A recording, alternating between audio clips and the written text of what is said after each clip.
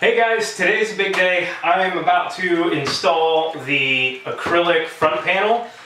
It is 4 feet wide and 64 inches tall for this opening. So what I did, because I couldn't come up with a really good way to mount the acrylic. I don't like drilling holes through it because I have a tendency to crack it.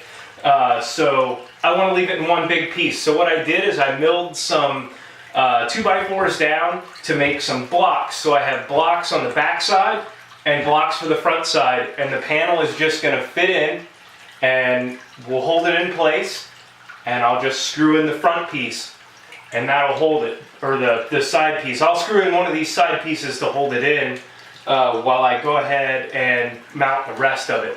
That way in the future, if something happens to the acrylic, like if it gets a big scratch that I can't get out, or if it somehow cracks, which I highly doubt, it's 1/2 inch thick. So in case something happens, I can just pull off 3 pieces and the cap, which will be on this far side, and I'll be able to remove the acrylic and replace it. All right guys, well I got it down the stairs. Hey guys, so today I'm working on the front of the enclosure with the acrylic. We're out here in front of my house, so I apologize for a few cars that are driving by and that noise. I got this acrylic for free. It's 4 feet wide, 6 feet long, but it had all of this vinyl graphics cut all over it, so I have to get all of that off. And that's been a bit of a challenge, but what I have discovered, see if I can find it, is I've been using this Goo Gone surface safe. So what I did is I've just kind of sprayed it down pretty well, and I let it sit for, so far I've let it sit for anywhere between like 5 and 10 minutes. It didn't really do anything. I guess it is a little bit of a chilly day. It probably helps to be warm.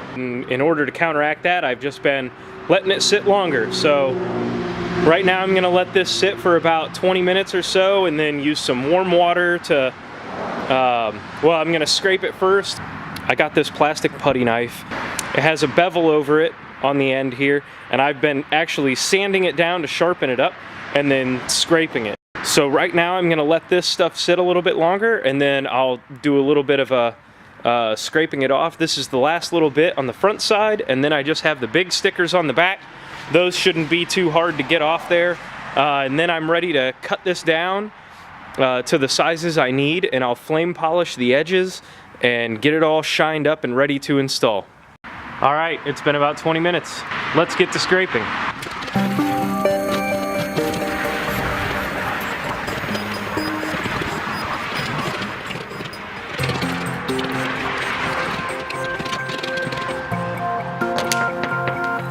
Just 2008.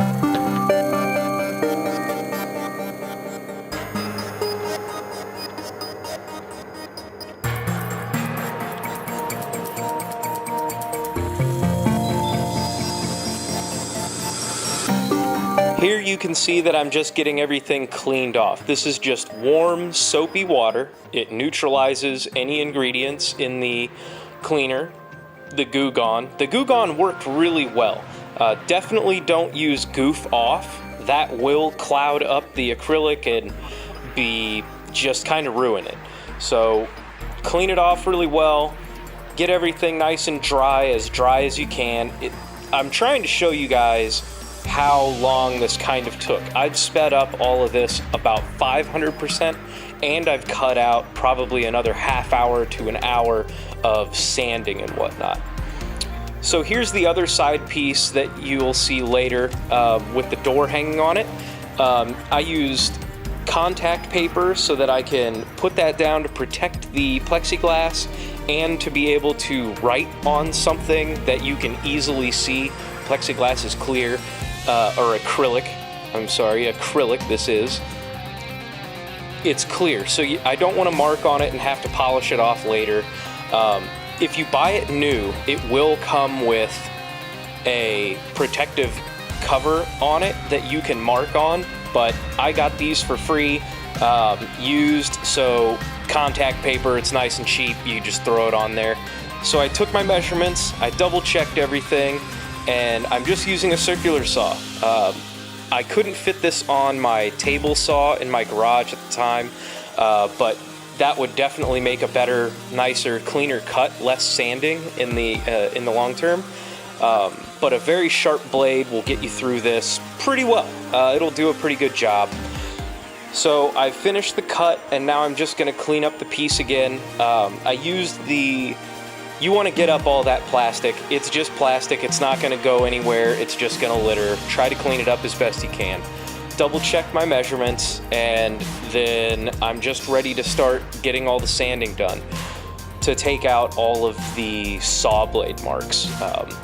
That way the flame polishing, this is the process to get that flame polished, finished, professional looking edge. I started sanding with 100 grit. You can start sanding with rougher grit if you want. I just spend a little bit more time with 100. It isn't super aggressive. You don't have to knock down so many. It's like a nice little compromise grit for me. I like it a lot. It worked pretty well. I probably spent 45 minutes sanding this one edge here.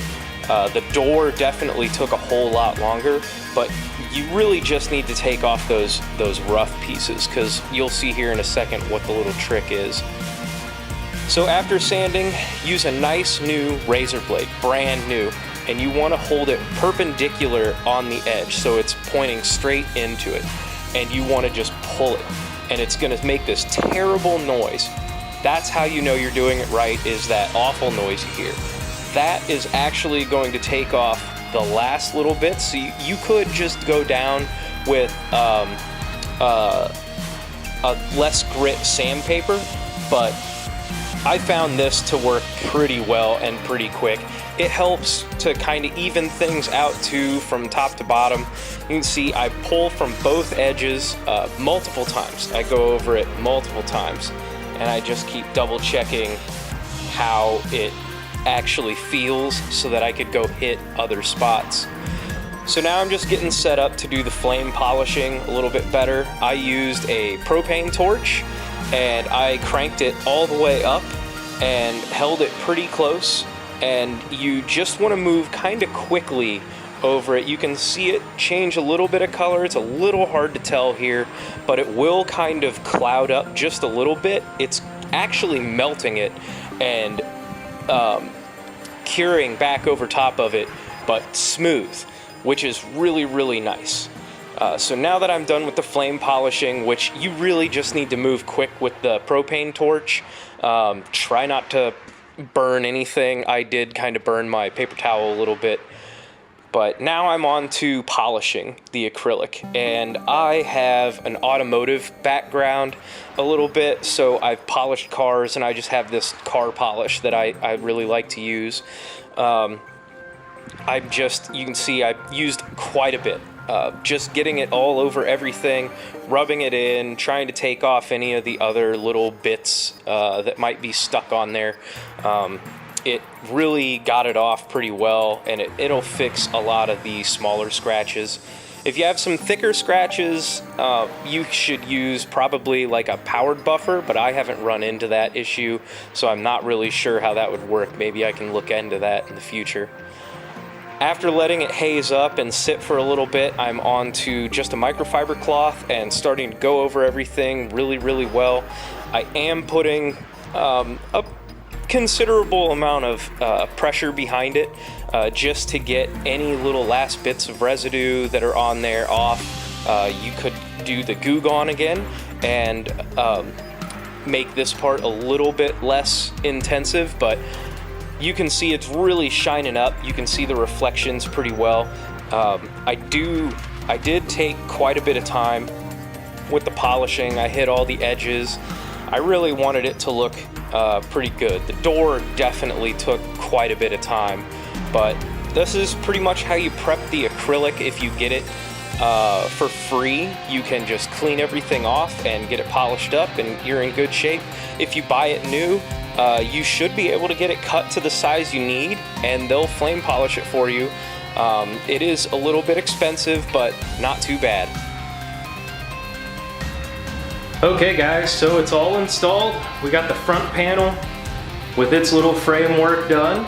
We have the side panel over here, And what we actually did is hung the acrylic off the other panel so you don't have another big piece of 2x4 or anything framing it out.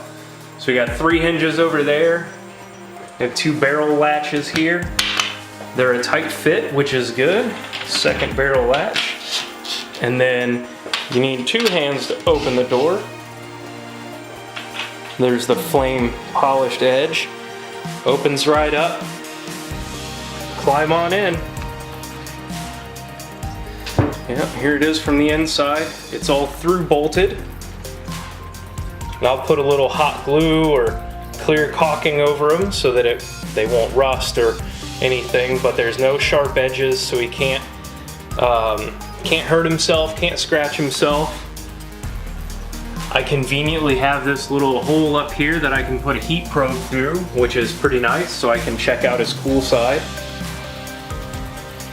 We did do a couple other little things inside here, but I'll bring you up to speed on those later. But I think we're gonna try to let Ronnie go in here and check it out a little bit later once the temperatures kind of equalize.